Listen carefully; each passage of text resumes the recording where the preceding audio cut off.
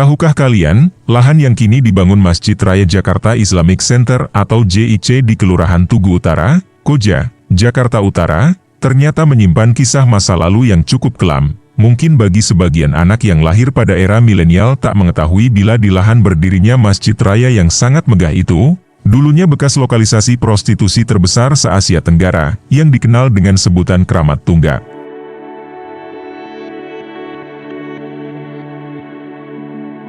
Dahulu, sebelum dijadikan lokalisasi prostitusi Kramat Tunggak, lokasi tersebut merupakan lahan rawa-rawa di pinggiran Jakarta yang lazim disebut orang pada masanya sebagai tempat jin buang anak. Namun, pada 1970 pada era Gubernur DKI Jakarta Ali Sadikin, lahan rawa-rawa tersebut dijadikan tempat lokalisasi bagi para pekerja seks komersial, PSK.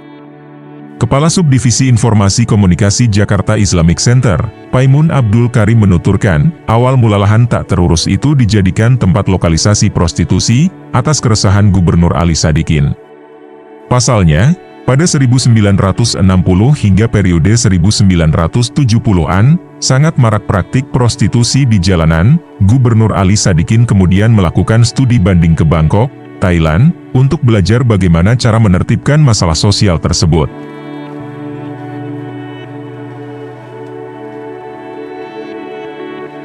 Sepulang dari Bangkok, Gubernur Ali Sadikin mendapat ilmu bagaimana menempatkan para wanita tunasusila atau WTS agar tak bertebaran di jalanan. Akhirnya, pada 1970, Gubernur Ali Sadikin melakukan operasi besar-besaran untuk menertibkan para WTS yang berserakan di pinggir jalan.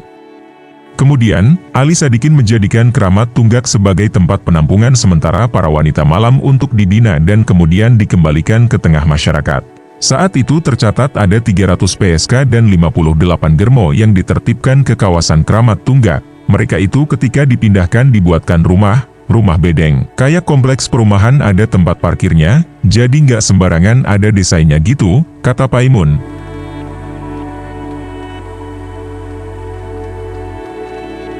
Namun, seiring berjalannya waktu, kompleks lokalisasi yang memiliki luas lahan 10,9 hektar tersebut makin berkembang dan dijadikan sebagai sarang prostitusi oleh para penghuninya. Lokalisasi Kramat Tunggak pun bertumbuh menjadi sarang prostitusi terbesar se-ASEAN. Pada 1980-1990-an, lokalisasi tersebut setidaknya dihuni oleh 2.000 WTS dan ratusan germo. Sejalan dengan hal tersebut, angka kriminalitas seperti kasus perdagangan manusia, pembunuhan, sampai peredaran narkoba, sangat marak kala itu. Kemudian, pada 1998, ketika Jakarta dipimpin oleh Gubernur Sutioso, tercetus ide untuk membubarkan sarang prostitusi Kramat Tunggak setelah mendapat desakan dari masyarakat.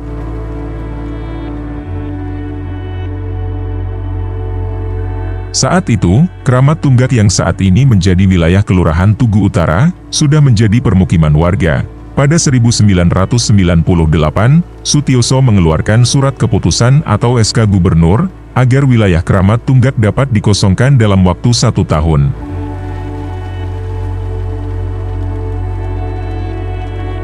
Seluruh penghuni lokalisasi Kramat Tunggak pun kemudian diberi uang ganti untung bangunan. Singkat cerita, pada akhir 1999 kawasan lokalisasi terbesar se-Asia Tenggara itu rata dengan tanah tanpa perlawanan dari penghuninya. Kawasan itu pun sekelilingnya ditutup dengan tembok setinggi 2 meter agar tak kembali ditempati.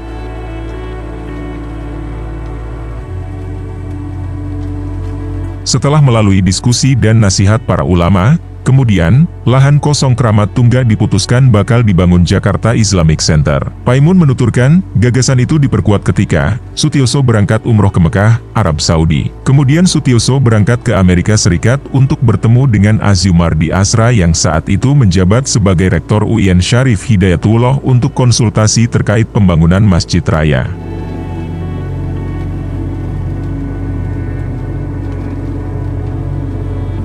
Gagasan itu disambut baik oleh Azumardi. Sutioso bahkan sempat mengirimkan tim ke Mesir, Iran, Inggris, dan Prancis untuk melakukan studi banding terkait pembangunan Jakarta Islamic Center. Pembangunan Masjid Raya Jakarta Islamic Center pun resmi dimulai pada 2001.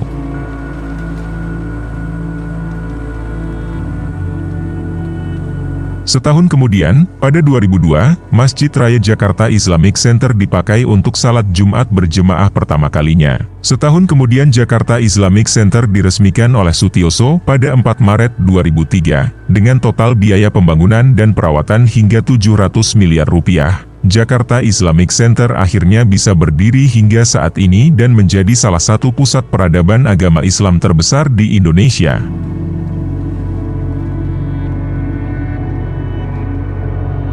Total ada 5 gedung, fungsinya ada 5 fungsi.